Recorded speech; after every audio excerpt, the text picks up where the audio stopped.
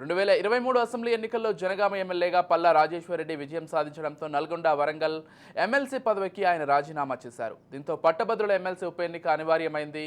ఉప ఎన్నికలను రాష్ట్రంలోని అధికార కాంగ్రెస్, ప్రతిపక్ష బీఆర్ఎస్, బీజేపీ ప్రతిష్టాత్మకంగా తీసుకున్నాయి.